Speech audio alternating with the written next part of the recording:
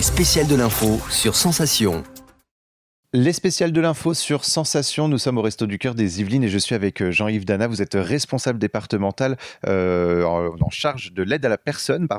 Les Restos du Cœur tournent aussi autour des actions tournées vers l'emploi. Alors concrètement, quand une personne pousse les portes des Restos du Cœur pour un retour ou un accès à l'emploi, comment ça se passe ?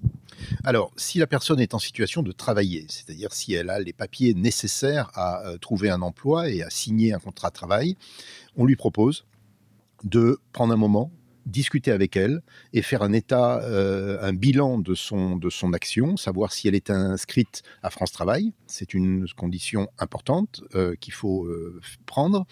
Et à partir de là, on essaye de comprendre un peu mieux ce qu'elle sait faire.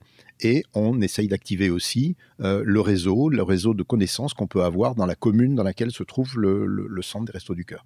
Est-ce que vous avez un exemple justement à nous partager d'une personne qui a pu profiter de ce retour à l'emploi ou de cet accès à l'emploi ? Ah oui, on a un très bel exemple qui date d'il y a quelques semaines simplement. C'est une personne qui s'est présentée chez nous dans un de nos centres et qui nous a dit que non seulement elle recherchait un emploi, mais qu'elle était dans une tente dans le petit bois à côté du centre.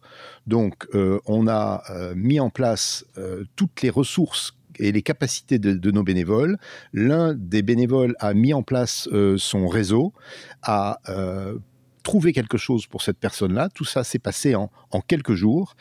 Cette personne s'est présentée à cet entretien, a été sélectionnée, et a pu signer un contrat de travail pendant 24 mois. À l'issue de ce travail, elle est revenue voir le bénévole en lui disant je suis super heureux d'avoir trouvé un travail, je suis toujours sous une tente dans un bois.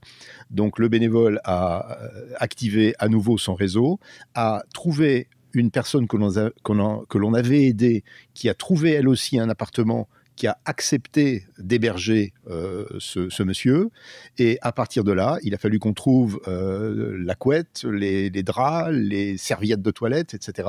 Là aussi, les bénévoles du centre l'ont fait et on a sorti ce monsieur en quelques jours de cette grande précarité avec un emploi et un logement. Merci beaucoup Jean-Yves Dana d'avoir répondu à nos questions et nous on se retrouve très vite sur Sensation pour d'autres thématiques.